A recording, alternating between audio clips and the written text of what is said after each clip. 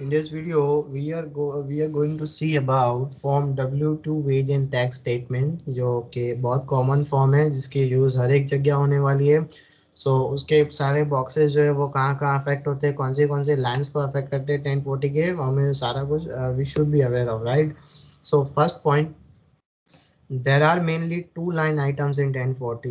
1040 में दो ही main line items हैं, line 1, line 25A, which are affected by form W2 box 1 and box 2 respectively. 1040 की line 1 wages, salaries, tips etc. इसमें box 1 आता है form W2 का, और line 25A federal income tax withheld from form W2 box 2 में से आता है from form W2 as mentioned over here. Provided to the employee by his और एम्प्लॉयर. कौन देता है? एम्प्लॉयर देता है. किसको देगा? अपने एम्प्लॉय को देगा. Only when employer engaged in a trade और business who pays remuneration including non cash payments, perquisites, benefits, allowances of $600 or more for the year. All amounts, if any income, social security or medical tax was withheld for services performed by an employee, must file a form W2 for each employee. ठीक है, उसे हर एक employ को W2 देना है अगर $600 से ज़्यादा उसने सैलरी रेम्यूनरेशन परक्विजिट्स पे किए हैं तो. It is not mandatory to provide. It is वो मैंडेटरी हो जाता है जब $600 के ऊपर जावे. बाकी इट्स एन ऑप्शनल. अगर $600 से कम भी वेज आप पे करते हो, इफ एम्प्लॉय डिमांड्स कि मुझे W2 चाहिए, so you can provide him W2 even if he has $500 of his remuneration. Further, this is our form W2 looks like. इसमें A से लेके F तक के जो बेसिक इंफॉर्मेशन होते हैं एम्प्लॉयर के, एम्प्लॉयज के. देन हमारा जो आज का मेन डिस्कशन रहेगा वो इन बॉक्सेस पे रहेगा कि बॉक्स 1 से लेके बॉक्स 20 कहाँ कहाँ अफेक्ट होता है. मैंने बॉक्स 1 बॉक्स 2 तो पहले ही बता दिया कि वो लाइन 1 और लाइन 25A में जाएगा. सोशल सिक्योरिटी वेजेस का यूटिलाइजेशन हम देखेंगे in a qualified business income deduction line 13. Line 23 में देखेंगे अदर टैक्सेस में. Okay. Then social security tax withheld. अगर ये सोशल सिक्योरिटी वेजेस जो है वो बॉक्स 1 से ज़्यादा हो रहे हैं, कम हो रहे हैं, उसके वजह से social security tax 6.2% one box पे लिया है, थर्ड बॉक्स पे लिया है, दैट डिफर्स. तो सोशल सिक्योरिटी टैक्स का एडिशनल फॉर्म आएगा, उसमें सोशल सिक्योरिटी टैक्स एडिशनल भरना पड़ेगा.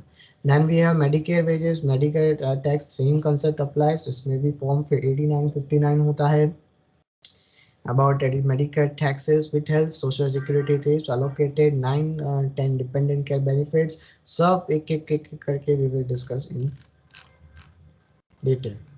So now we will discuss these boxes of form in detail as in the पहला मेरा box है wages, tips, other compensation. So ये box 1 क्या होता है? So shows your total taxable wages, tips, prices, other compensation as well as any taxable fringe benefits. Okay. It does not include elective deferrals to retirement plans, pre-tax benefits or payroll. Just a theory portion which you need to keep in your mind कि इसका मतलब क्या होता है. Right sir, ये मेरे wages है, box में मेरे वेजेस है. हमें जो मेन अंडरस्टैंड करना है, that's our calculation part. That's where this goes. This total is shown in line 1 of 1040. Box 1 की अमाउंट लाइन 1 ऑफ 1040 में होगी. यू नीड टू व्हेन आपने जब पूरा रिटर्न कंप्लीट कर लिया तो आप अपना W2 लेके बैठो. W2 के जो बॉक्स 1 है उस सारे एक ही बॉक्सेस है. अगर एक ही W2 है तो आपको डायरेक्टली मिल जाएगा लाइन 1 में. अगर 2-3 W2 है तो आप टोटल अप करो बॉक्सेस 1 का और अपनी लाइन 1 से क्रॉस चेक कर लो कि दिस इज करेक्टली रिफ्लेक्टेड और not. So you will get कि कहीं मेरा ₹1 या ₹10 956 भी हो गया हो. So you can match it out. The next one is federal income tax withheld. Reports that total amount of federal income taxes withheld from your पे ड्यूरिंग द ईयर. अब मेरे पे में से मेरे एम्प्लॉयर ने कुछ holding as a tax deduct कर ली, which is TDS in our case, right? So this total is shown in line 25A of 1040, which is your credit, right?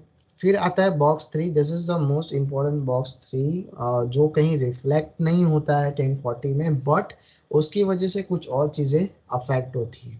So box 3 say social security wages shows your total box 1 amount subject to social security tax. box 1 में जो है वही होगी mostly, which are subject to social security tax. This total is used in calculation of qualified business income deduction line 13 of 1040.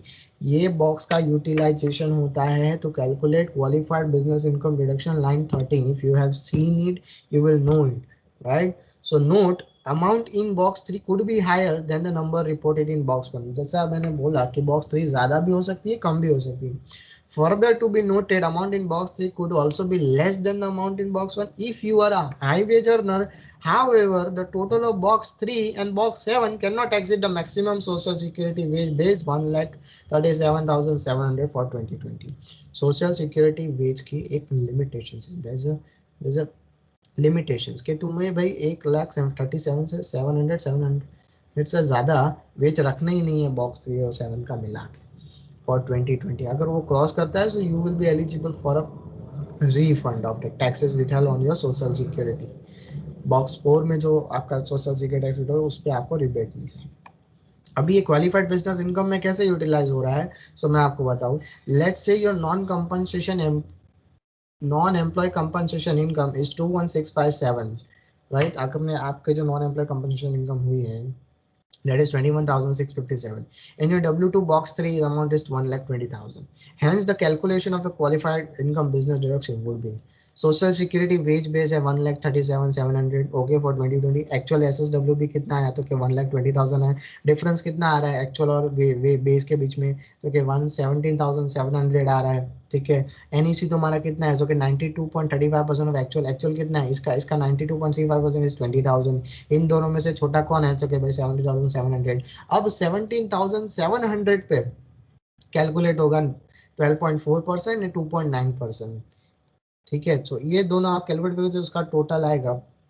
उस total को बोलेंगे हम self employment tax line 23 2775 of 1040। line 23 looks something like this: other taxes including self-employment tax from schedule 2। half of the line 23 would be deductible in line 10A 1387। line 10A में schedule 1 में half deductible हो जाएगा 1387, ठीक है। ये था दो चीज का। अभी भी मैंने क्वालिफाइड बिजनेस इनकम डिडक्शन नहीं बताया। This is just about regarding qualified business income deduction। this is your business income, non employee compensation income is treated as a business income। okay, so if your actual assets more than 137, अगर ये मेरा ज्यादा हुआ तो actual पे ही लेना है। This is 20,000 पे ही लेना है। अभी हम 17,700 पे ले ले। अगर ये ज्यादा हो जाता है 140 हो जाता है तो हमें 20,000 पे कैलकुलेट करना है और अकॉर्डिंगली हमें अमाउंट शो करनी है लाइन 23 एंड लाइन 10A पे। Now qualified business income deduction on line 13 of 1040। Line 13 पे अब कौन सी अमाउंट आएगी तो कि मेरी एक्चुअल एनईसी कितनी थी 21657 थी। मेरे line 10A from Amo line 10A में कितना डिडक्टिबल हुआ, मेरे एडजस्टमेंट्स टू इनकम कितने हुए तो कि 1387 के हुए, 1387 के इधर से हुए। तो मेरी क्वालिफाइड बिजनेस इनकम हो गई 20270। अब इस 20270 का 20% is your qualified business income deduction. 20% is your qualified business income deduction, which is reflected on line 13 of 1040।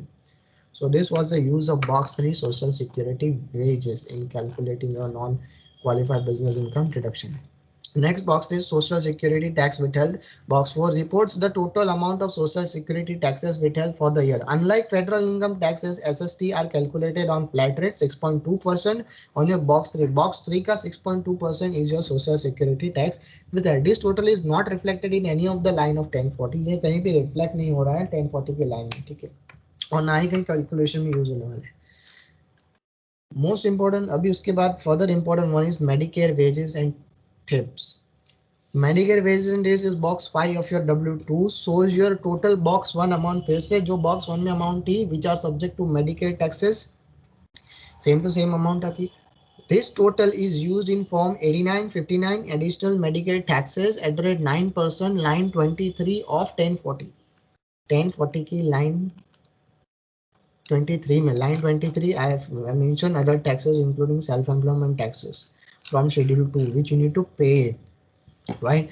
So an amount in box 5 could be higher than the amount reported in box 1 or box 3। higher भी हो सकती है। further to be noted amount in box 5 could also be less than box amount in box 1 or in box 3 less भी हो सकती है if you are a high wage earner combined with the fact that unlike social security there is no cap for medical taxes।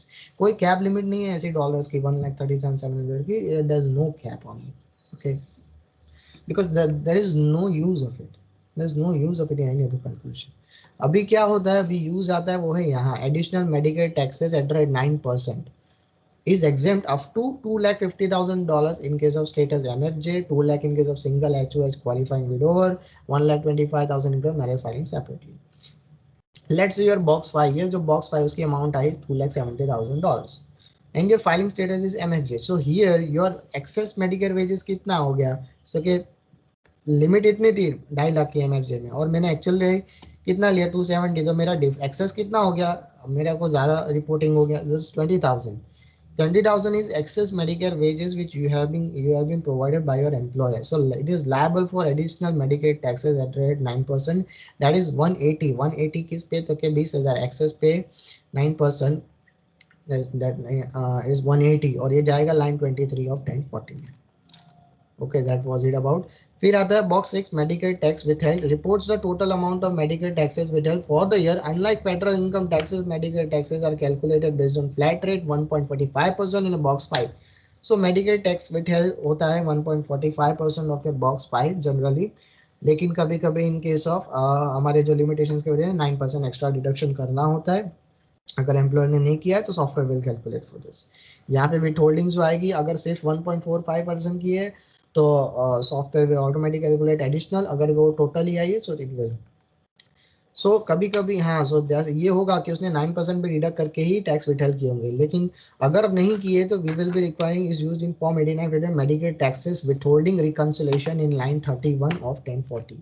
Line 31 of 1040 में there would be a withholding reconciliation of it. It's not line 31, it is line 25C rather. Okay, it's my mistake in making this. So it's 25C other forms. यहाँ पे affect होगा, हाँ यहाँ पे आपकी reflect हो जाएगी कि कितना विथहोल्डिंग एक्सेस हुआ. लेट्स से योर बॉक्स 5 2,70,000 था, so your Medicare taxes would be 3,915 which is 1.45%. However in box 6, ये जो बॉक्स 6 था उसमें उसने विथहेल्ड कर लिया सिर्फ 3,625 ऑन 2,50,000 1.45%. उसने एडिशनल मेरा गिन के रखा ही नहीं. So the difference 290 would be refundable portion in line 25C of 1040. Okay, line 25C में आ जाएगा 1040. That's it. फिर आते हैं box 7 box 8 social security tips और allocated tips. Tips which were reported is इसका इतना कोई इंपॉर्टेंस नहीं because this is not reflected in any of the line. Tips which are were reported to an employer will be found in box 7. If this box is blank, it means that you did not report tips. There is no use of it. Further, इसका use हमने देखा था कि box 3 और 7 के utilization में, कि box 3 और 7. If you remember, box 3 and 7. There's a box say the total of box 3 and 7 cannot exceed maximum social security wage based days. तो ये दोनों का total यहाँ पे use होता है, right? You need to remember this. That's why it is not reflected in anywhere. Allocated tips box 8. Allocated tips are those that your employer has attributed to you. Those allocated are considered income to you. और ये जाता है reflected in line 1 of 1040. If you will enter a box 8 in your W2, वो line 1 में add हो जाएगा. So you should remember कि ये मेरी line 1 में क्या क्या चीज आ रही है. एक तो W2 का box बना रहा है, दूसरा box 8 भी उसमें आने वाला है. ठीक है, तो जब आप क्रॉस चेक करो so make sure that you include your box 8 also. This is it. So line 1 यही है wages and it is. फिर आता है box 9. Box 9 is relatively new. You may see a 16-digit verification code here. It's a part of growing security initiative to assist the IRS with verifying that form is authentic. If your form W2 contains this code, you or your professional tax professional should enter it when prompted using software electronic filed returns only. If the code is not on your form, don't worry, your tax return will still be accepted. It's just for the processing of return. एक code provide किया जाता है, अगर दिया है तो ठीक है, नहीं दिया तो भी रिटर्न एक्सेप्ट हो जाएगा. 10th बॉक्स है dependent care benefits. Your employer will report that total benefits paid on your behalf under dependent care assistant. आपके डिपेंडेंट्स के केयर के लिए उन्होंने कुछ पैसे दिए हो, जैसे हमारे सनशाइन डे केयर्स वगैरह थे. सो including those greater than $5,000. Amount which are greater than $5,000 are non-taxable benefits but reported in box 10. Box 10 में वो आपको कुछ भी अमाउंट दे सकता है, $1,000, $6,000, $10,000.